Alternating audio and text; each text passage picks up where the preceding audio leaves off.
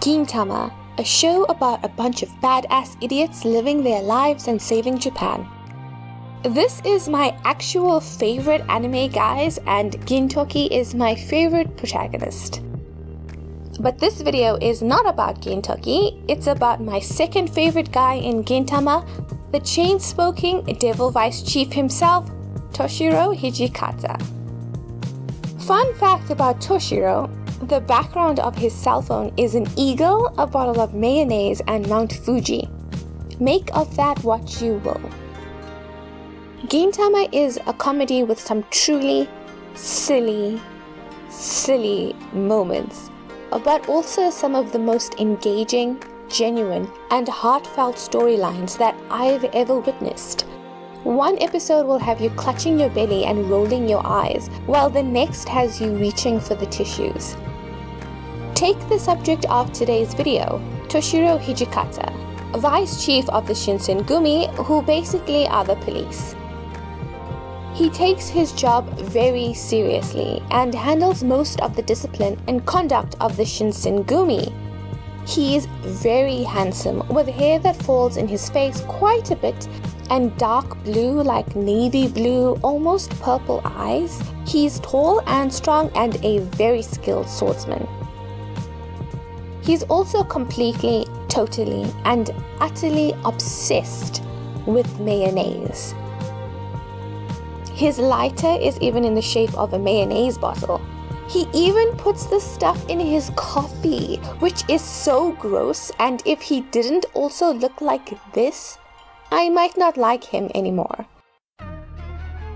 This video was supposed to be a Shinsengumi video, but I got sidetracked by my love for Hijikata. So let's do a quick rundown of the more significant members of the Shinsengumi. First, we have Isao Kondo, the chief of the Shinsengumi and mentor to both Hijikata and Okita, and also the other guys, but Hijikata and Okita are his favorites.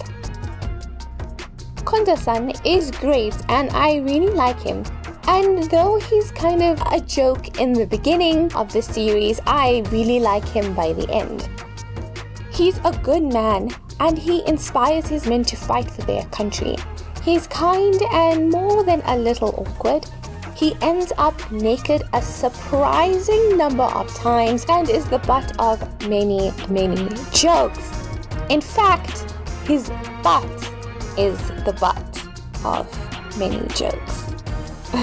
He also stalks Shinpachi's sister, Tei, and is very good at taking a beating and hiding in plain sight. And then we have Sogo Okita, prodigy, sadist, and captain of the first division of the Shinsengumi.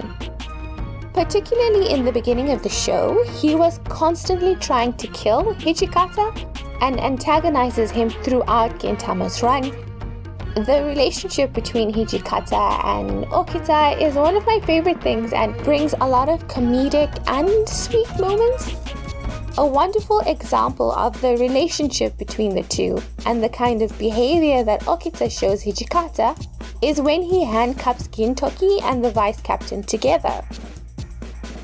Well, Hijikata handcuffed them first because Gintoki was interrupting his stakeout, but Okita double handcuffed them and kinda looked like he was possessed by a demon while he did it. Of course, this leads to some incredible hijinks and forced bonding between my favorite guys, Toshiro and Gintoki. Watching them navigate life while tied together is a lot of fun, especially when they do the tango in an attempt to go unnoticed by the suspect Hijikata is tailing. And then Hijikata shows how unhinged his love for mayonnaise is by pouring it on Gintoki's ice cream. Of course, Gintoki responds appropriately. In the end, they come together and beat up the bad guys through the power of cooperation and budding friendship. They actually say that they don't like each other, but they actually do. I think that they're best friends, guys. It's my belief that they're the same but opposite. Toshiro and Gintoki are equally devoted to their own beliefs and inspire those around them to follow them and be just as devoted. It just so happens that Gintoki believes in finding your own path, taking things easy, doing the bare minimum, and finding your joy. Toshiro, on the other hand, believes in a clearly defined list of rules by which to live your life and bring honor to yourself and your organization. And he believes in severe punishment for not following those rules.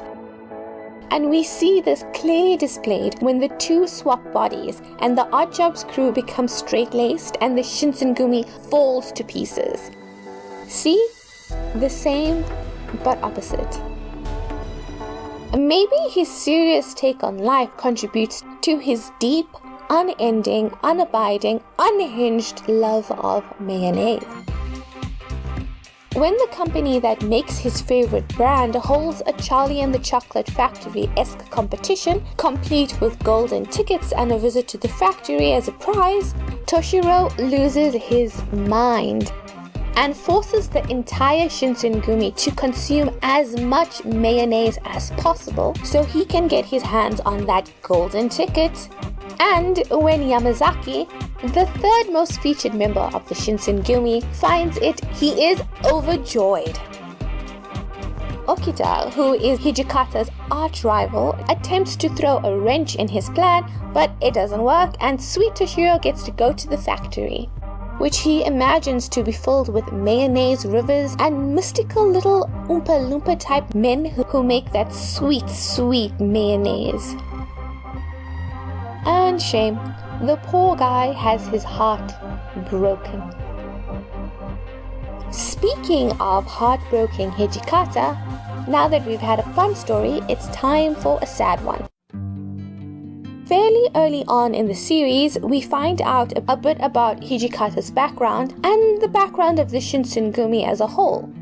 Basically, they were at a dojo in the countryside which was run by Kondo-san's family, and decide to move to Tokyo to help bring law and order in the new Japan. While they were in the countryside, Okita's sister, Mitsuba, was a fixture in their lives, and Toshiro spent some quality time with her.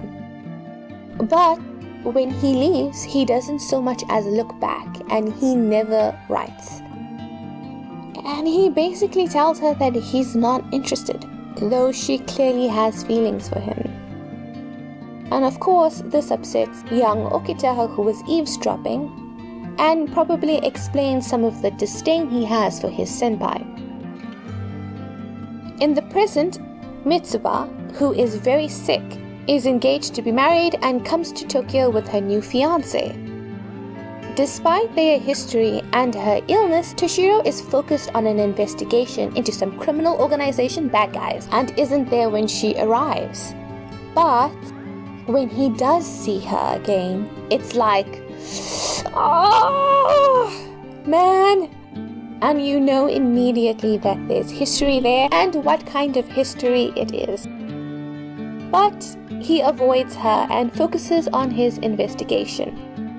When she takes a turn for the worse, he still doesn't go to see her, and it's revealed that her new fiancé is the bad guy he's investigating, and he's only marrying her for ties to the Shinsengumi through Okita.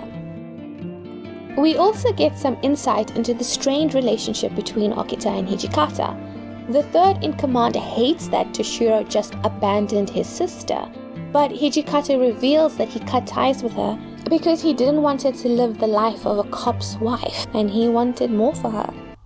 俺はただ惚れた女に幸せになってどっかで普通の野郎と所帯持って普通にガキ産んで普通に生きてってほしいだけだ。 He loves her, you guys. He just wanted her to be happy and have a nice life with a husband and children and a home and all that good stuff. And he fights so hard for her and to save face for Okita too. And then Sogo comes and he cuts a car clean in half, and then she dies.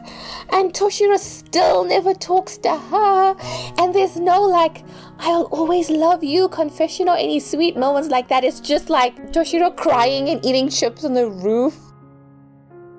Does Sorachi not understand the concept of happy endings? Or at least some closure?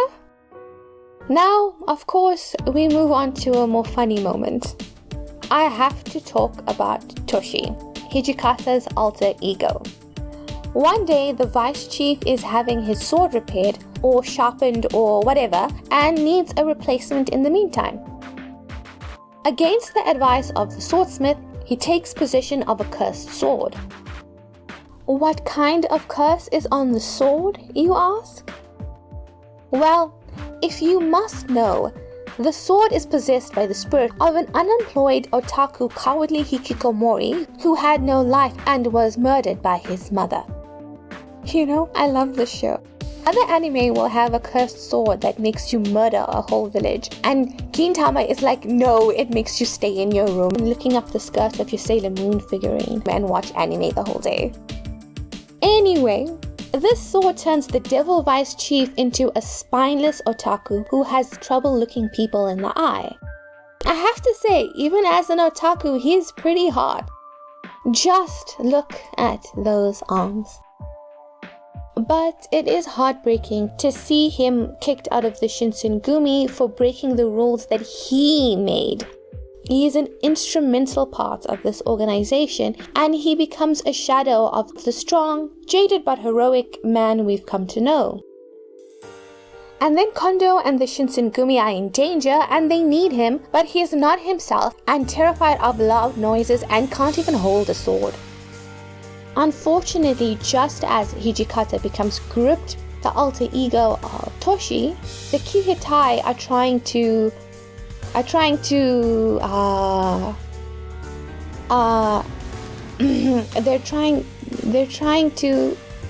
anyway, the Odd Jobs gang gets Toshi to pretend to be his old self to inspire the men that are still loyal to Kondo. And then he overcomes the curse and rises from the otaku ashes and saves the day. Now, this video is getting a bit long, so I've got to end it. There's still so much to talk about. I love this anime so much. After next week's video, I'm going to do one focusing on our rebels Katsura, Takasugi, and Sakamoto, and of course Gintoki. But after that, I'm going to do a straight Gintoki video. A different one from the last one I did. A much longer, in-depth one, I think. Let's overdose on Gintama! Please like and subscribe if you enjoyed this video and want to see my upcoming ones. I'm Kayla. See you next time. Bye!